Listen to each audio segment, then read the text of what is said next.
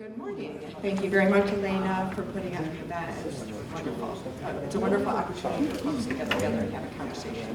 So I'm Carol Miller from the Alliance for Manufacturing and Technology. We're a small not-for-profit organization that would serve the southern tier manufacturing community. We're partially led by the state and federal government to help manufacturers be more productive, profitable, and competitive. I have with me today the pleasure of a panelist that is a wonderful group of people with a diverse background. And I'm going to make an introduction for each of them, but I'm also going to ask them if they'd like to sit down first. So they're looking a little awkward. I will as well. So our session is on transitioning from lab scale to manufacturing scale, and we have a nice cross-section of folks that are involved in research and development, startup and tech transfer, as well as from the manufacturing community. From the research and development, we have Emmanuel Giannelis. He's the Vice President of Research and Innovation at Cornell University. He leads the research division on the Ithaca campus and across Cornell campuses. He's responsible for tech transfer, intellectual property, and research policy. In his university-wide role, Emmanuel, along with Cornell Center for Technology, Licensing and Office for Corporate Engagement, champions innovation, entrepreneurship, and technology commercialization. Emmanuel is also the Walter R. Reed Professor of Engineering in the Department of Material Science and Engineering. Quite a set of credentials, Emmanuel. Thank you for being here today with us. We also have Per Stromhaug, who is the Assistant Vice President for Innovation and Economic Development at Binghamton University. He oversees the Office of Entrepreneurship and Innovation Partnerships, including tech transfer activities, startup suite, entrepreneurial support, and economic growth initiatives. He also oversees the Kaufman Southern Tier Incubator in downtown Binghamton and is the lead contact for the Startup New York initiative at Binghamton University. Per has extensive experience in technology transfer, entrepreneurship, business incubation, and economic development in the business and administrative side. And last but not least, we have Jennifer De Souza. And Jennifer is recently promoted to Vice President of Energy Solutions and Procurement and Leasing for the Raymond Corporation. She holds general management responsibility for energy storage solutions and leads Raymond's Alternative Energy Initiative, research and continual evaluation of other viable alternate energies. With more than 20 years of global supply chain and operations experience, Jennifer has supported worldwide leading companies like Amphenol, Endicott Interconnect, and Welch Allen. So we have quite a distinguished panel, so thank you very much for participating in today's event. I have some prepared questions for the panel because we wanted to ensure that we hit the key points on the topic and really build on their expertise. And I'd like to start with Emmanuel. And we're going to start in I'm a very process-oriented person, so we're going to start on the research and development side. And what does it take to move the university research discoveries to products and applications? Yeah, thank you for that question. If you allow me though, first, thank you for including me in this wonderful event. But I also like to pay tribute to my good friend Stan Whittingham, because as a junior graduate student, the Bible there, Stan, was in your book that you co-edited at the time of intercalation compounds. And I'm so glad now that, I'm at this event, in a way honoring you and honoring your work over the years. So back to your question. What does it take to really have these nascent technologies that are coming out of university make it into the market and have the impact that so much we want to have? Well, I like to think of these discoveries as seedlings that require a lot of care and a lot of effort and a lot of attention so that they can grow and get to the point where they need to be.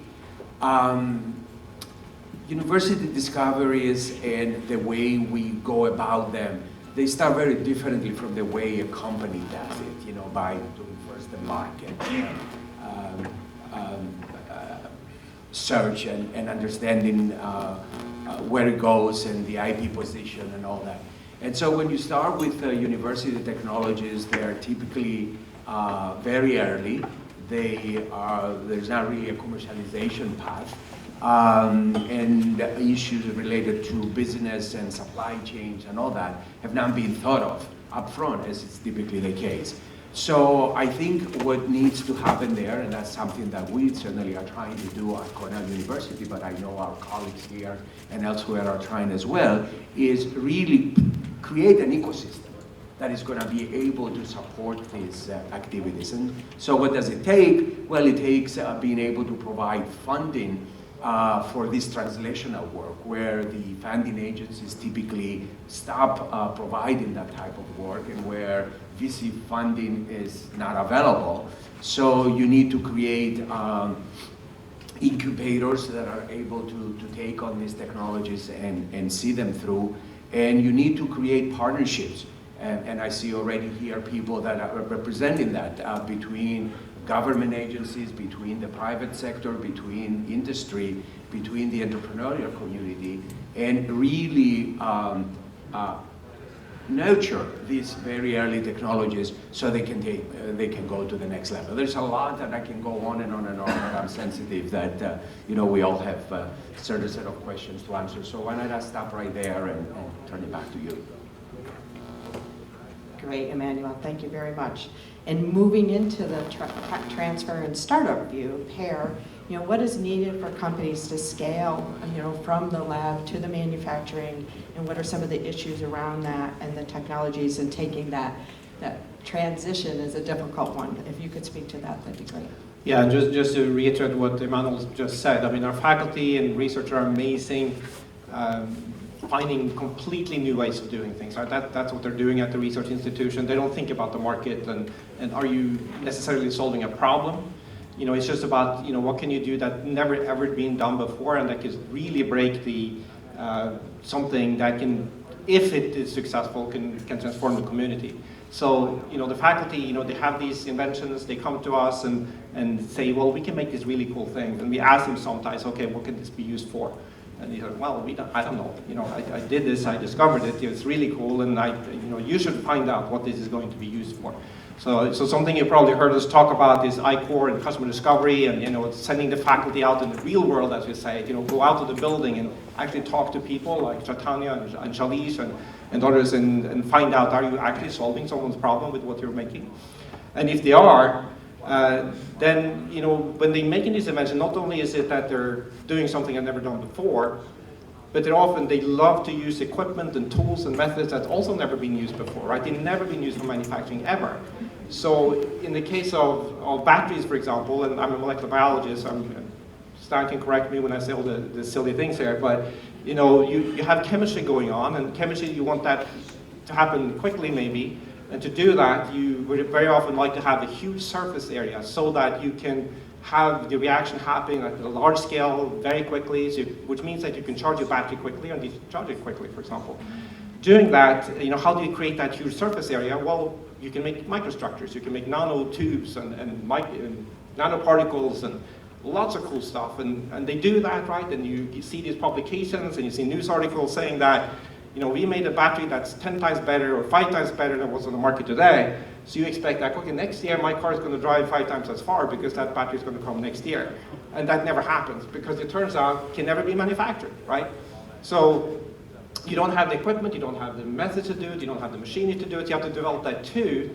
And that now you're talking about something that takes a tremendous long time. So here at Binghamton, just like Cornell, we're way behind Cornell when it comes to commercialization. But we're trying to build up that ecosystem that is, okay, how do you get the researchers, you build the entrepreneurs, you build the funding and everything. But that's good. But then, you start companies and maybe you get the funding, but how do you get from the next stage, which is, okay, can this actually be made at large scale, bigger scale? We need pilot sites, we need to work with companies to say that, okay, yeah, you can make this battery in the lab, we actually need something that's big enough that you can put it somewhere and show that it actually can do something real and not just in a test tube. And then how do you, can you show that this actually can be manufactured and make money at the scale where you actually make money, right? And that's what, we're trying to now build through that initiative we call New Energy New York. which Dan mentioned briefly, where battery in New York is sort of the critical component, you know, to make it faster to go from you have something in a test tube and you're going to build a gigafactory, right? There's a huge leap in between there. You have to show that my technology can be manufactured and it can be manufactured at scale, or I will have to develop the manufacturing technology, equipment, methodology, so that you can actually scale this and build a gigafactory. And that's kind of that piece that is missing today. And I think Bill told me, he just heard that yesterday, he was at the Liebridge meeting. It doesn't really exist much in the US today, right? We make everything in the lab, like Stan said, we send it to Asia so they can actually prototype and manufacture. But what we're trying to do is how do you build that ecosystem and the facilities where you can actually take something and produce it at a scale where you can show that, yeah, this can actually work, it can be manufactured.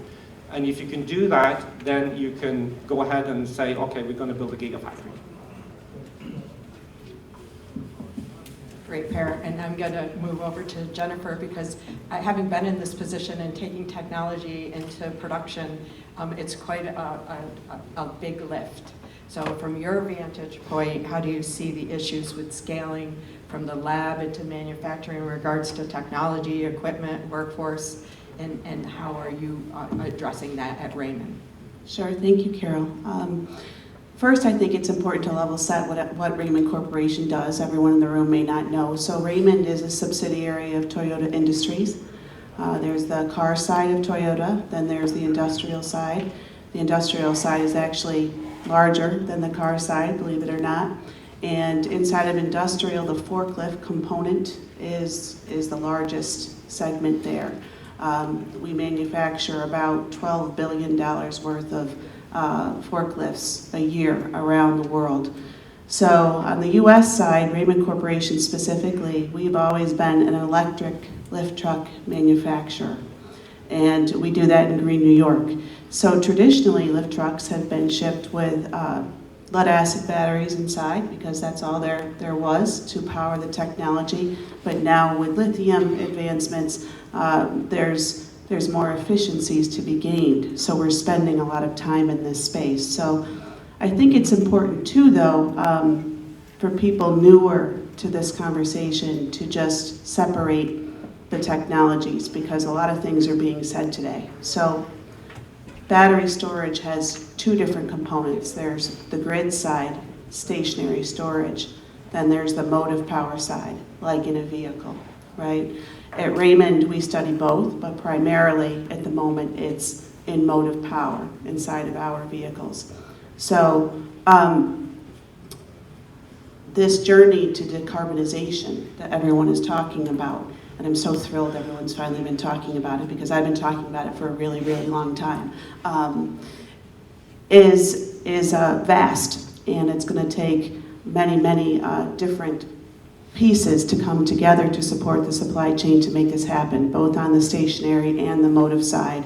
With the decarbonization goals that are in place, it's very, very aggressive. So we have to do this both organically, as we're talking about today, with technology developed in the United States, but also inorganically. Frankly, on the Raymond side, we haven't had time to wait at the cell level for new cell chemistries to take hold. And I think that's another really important piece of what we're talking about today for people fundamentally to have. When you're talking about lithium batteries, you're talking about really, there's the cells, there's the modules, and there's the batteries themselves. And they're building blocks for each other. And there's different pieces of opportunities available and on the table as we go through the implementation of energy storage in the United States. But we've had to, frankly, source cells from Asia, from very, very large gigafactories that I can assure you are fully automated. And we bring them over, we integrate them into modules and build them into packs. And so I think it's important for everyone to have that perspective. You know, when you're talking about a battery and cell, you can get those words confused. But, you know, a cell is just like you're in Lowe's and you want to buy a cell to take home to put in your flashlight or whatever it might be, right? You need thousands of those to make a large lithium battery. So there's so many different components here that you can go after. But the nice thing is that we're integrating, as I said, we buy our cells today offshore. We bring them in, we make them into modules, and then we build them into battery packs. Legacy supply chains that are already established in the US as well as in this area can help us take it from a cell to a module to a pack. And that's what we're doing in Green New York. So we build our packs here, but we're able to source locally all of the metal enclosures that need to go around, as well as all the electronics that are needed to build battery packs. So there's a tremendous amount of opportunity here for us. Yeah, it's very exciting what Raymond is doing and leading in the region, the BAE, with battery technology and deployment.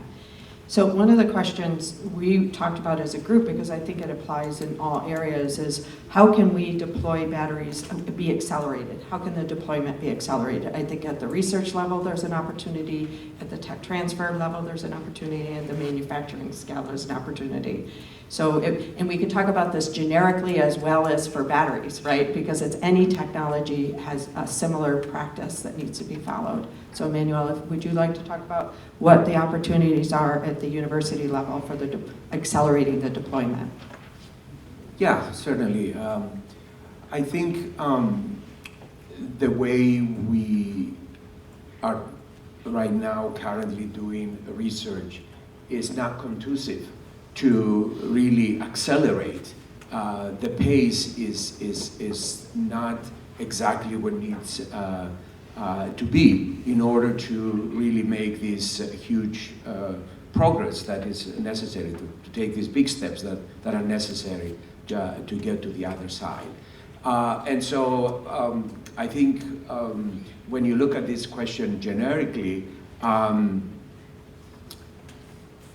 what are the steps that are necessary? From the university side, I would sort of come and emphasize some of the things that we've all said before. That first of all, a lot of the work that is being happening at the university, a lot of the research that is happening at the university is done with graduate students and postdocs. Some of them might be already here.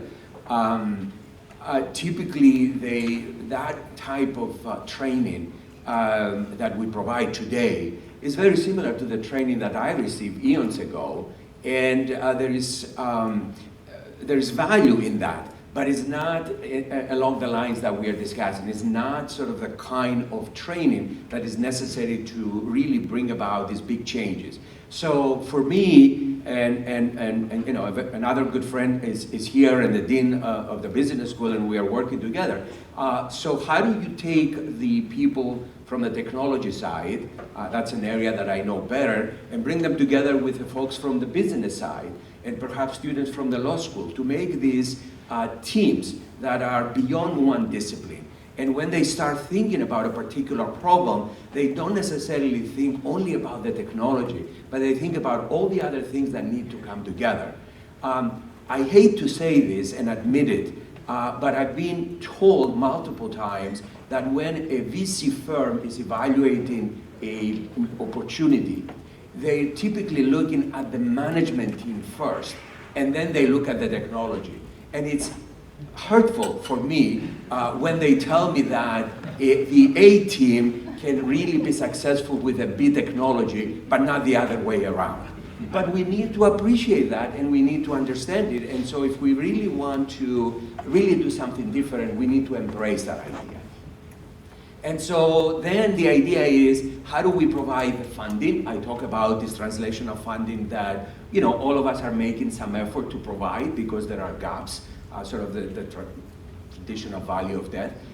We also need to change a little bit the culture at the universities. And so, for example, the way we evaluate students, faculty, there is nothing there that takes into account whether they've really made they have really taken these great steps and brought a product into the market.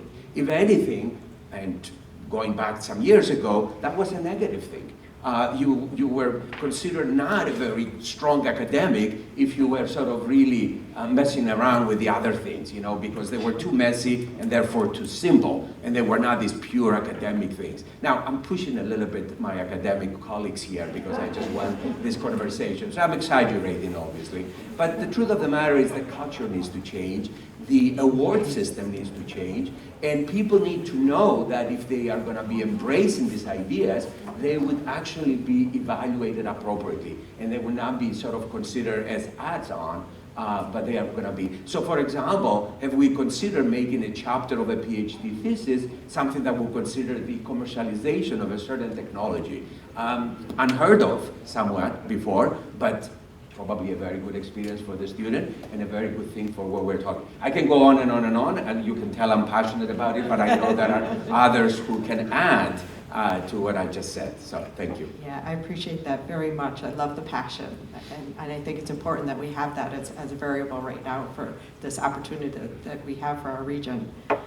Per, I was hoping you could talk a little bit about the Battery New York, the New Energy New York proposed pilot manufacturing center, because I think it's an important part of the transitioning and the commercialization of technology. Yeah, thank you so much.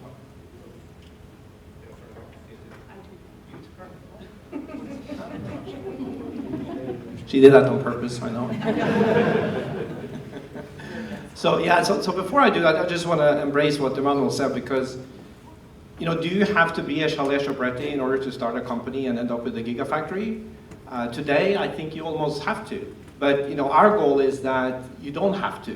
You know, we think that entrepreneurship to some degree is trainable. You know, if you have good programs, mentors, if you have the ecosystem, maybe you don't have to be a Superman in order to get the startup company funded and get, you know, a manufacturing plant up and running. So that's sort of the goal of the whole incubator ecosystem that we have, and we're trying to build, and we're trying to get all the companies involved in, right? Because we need the partnership with the economic development, the cities, the mayors, everyone here in order to make that happen. And we think that's actually possible to do that. But, you know, the old way, if you look at how Shalish has been doing and setting up his business, it takes a long time, because you have to commit so many people that what you're doing is great, and you can do it, and you have to get the funding, and you have to prove so much at so many steps, and it takes forever. So what we would like to do is, of course, you know, build an ecosystem where you can shorten that time so that you don't have to take 5, 6, 7, 10 years from you have a good idea and then till you have something that can be manufactured. And that's kind of the idea behind, you know, both the incubators in itself, but particularly Battery New York Center and the ecosystem we're trying, if we get that funding, you know, we have applied, we haven't received this, we may not get it, but the plan is to have that manufacturing center where you can shorten that time. You know, we can make it easier to get something prototyped, make it easier to test out that your technology actually can be manufactured, so that Shalish doesn't have to raise $10 million to build his own prototyping line in order to test out and make enough batteries or cells you can send them off to Ford to have them tested, right? You can go somewhere and in much shorter time, much less money, you can get that done, you can get much more help, more experts, you have manufacturing experts there that will, you know, help you to decide how you should do things and get things set up and design for manufacturer and all that. So that's sort of the goal, and I think we need to get there if you're going to do what you probably heard Stan say twice already, that we need to leapfrog Asia, right? So it's not just, you know, take an example from Africa, for example. They didn't have telephone lines, and then cell phones came. Well, why would you build an old telephone system if you could just leapfrog that and start using cell phones? So that's kind of what we have to think about this, right? It's not about catching up to China in manufacturing batteries. We have to find ways that we make it so fast that we leapfrog China and can do this in a different way, faster. Not only the technologies, that we make other technologies that will be the technology for the future, but I can also do it so much faster that we can actually bring these technologies to market faster than what they can do. So that's sort of the goal of what we're trying to do with the Battery New York. So if we get the funding, and the governor has supported it, it's in her blue book that we're going to make the Battery New York Center a reality. That will have that kind of equipment and tools. So startup companies that have cell technologies, it could be sodium technologies, it could be hopefully, I don't know, lithium metal, or maybe in sulfur. Technologies or new technologies that are not on the market today, that they can find a place where, yeah, I don't have to raise $50 million to do everything. I can raise $2 million, have all my samples made, make this work out. If it fails, okay, I'm done. I'm going to switch, go do something different. If it's good, then you have proved very quickly that you can make this product and you can raise funding and then you can build your gigafactory. So that's the purpose of that center. And around that, we talked about this already, but we need workforce, we need social equity, we need social justice, there's so much that's needed around that. So through the New Energy New York program, we're building all that in, that we want to do training, we engaged in New York Best and Blacker. We need a supply chain. It's a huge initiative there just to make sure that we have the supply chain. And you'd want that to be as, it doesn't all have to be an Endicott obviously, but you have to, the closer you have it to the transportation issues you have, and it makes it easier and better and faster and more economical if you can have clusters around this in this region. So that's sort of the goal, trying to get the workforce, trying to get the supply chain, trying to do this equitably, and trying to get more startup companies grown here, developed here, but also recruit them to come here to do this. Okay, Per, thank you very much. And Jennifer, on the supply chain topic, we have an opportunity as we build this in our ecosystem for our regional suppliers to transition into being part of the battery supply chain. And I'd be curious to know what your recommendations would be to those people that are considering that transition. Sure. So I mentioned it a little bit earlier. Thinking about a lithium battery, think about it in three pieces. There's a cell, which is the technology and the lab that we're talking about doing through Per and Stan's efforts. Taking it from a lab to a small-scale manufacturing, extremely important. Then there's going from the cell to the module to the pack. At the module and pack level, there's tremendous opportunity. Those are things we know how to do here in this area, as well as in the US. Very well established manufacturing bases. So things like electronics manufacturing, sheet metal, laser fab for enclosures, bus bar manufacturing, harnessing, I think I already mentioned. Those are very traditional manufacturing technologies that are very well founded here in this area as well as in the US. I think what's happened though over the last 10 years is we've seen a fair amount of process automation enter so we can truly cut labor so that it makes manufacturing competitive of those things in the US. So no longer do we need to have people standing around doing those things, but there's been such tremendous improvements in machine tools and automation and robotics that allow us to be very, very competitive with doing those things. So I'm always traipsing around the southern tier. I mean, I joke that I go from Tioga County to Broome County to Shenango County every day because I do.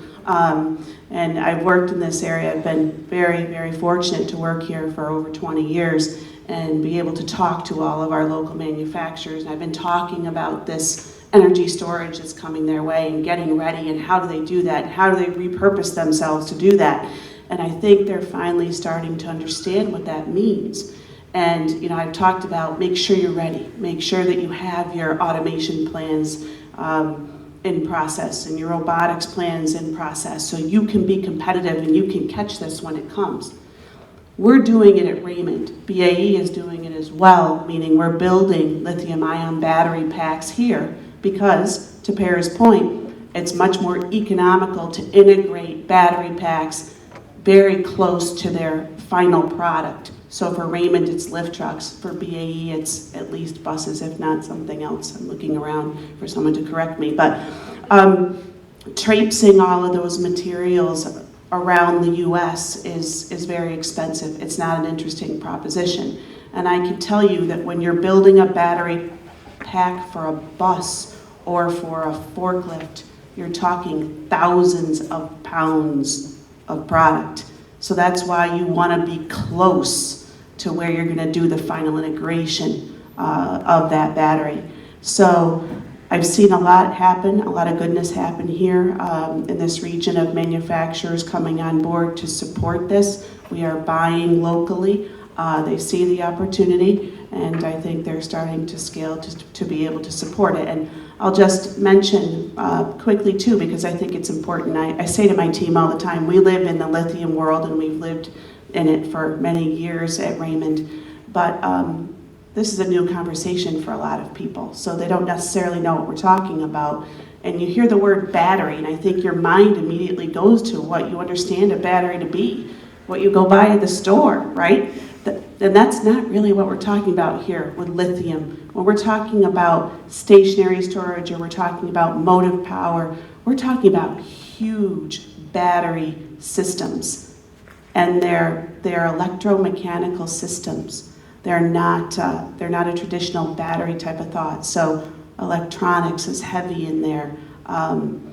There's a lot of mechanicals in there as well that bring the battery system together. So there's a lot of complexity when you get to the final product. And that's why we can repurpose these legacy supply chains that we have to be able to build this product here domestically and do it very well. The piece that's missing is the cell. What's inside the cell technology. And that's what we're trying to bring here and grow organically so we can displace Asia. And it's not just China, it's Korea. So that's what we're talking about doing here. Thanks. Excellent, Jennifer. What makes me enthusiastic is our top two industries in the southern tier in contract manufacturing are in machine fab as well as electronics. So from that vantage point, we're very well prepared at the later stages of battery assembly and fabrication. So, and that's exciting. And we do have a huge opportunity for our regional manufacturers to apply practical and cost-effective technology. It's something we need to do to offset some of our workforce issues, as well as our cost issues that we have to be able to be competitive in the region. I know it's one of our priorities as an organization. So we're running out of time. In fact, I have my back to Elena purposely. Sorry, Elena. But I want to make it through that whole cycle. I don't know if we have a burning question from anybody from the audience. Yeah, that's just pretty. Never mind. If anybody has a question. Anybody, I like that, but I'm bummed. Anybody start up a question they'd like to ask before we break for our next session? Great. The panel did an amazing job in kind of talking about the lack of manufacturing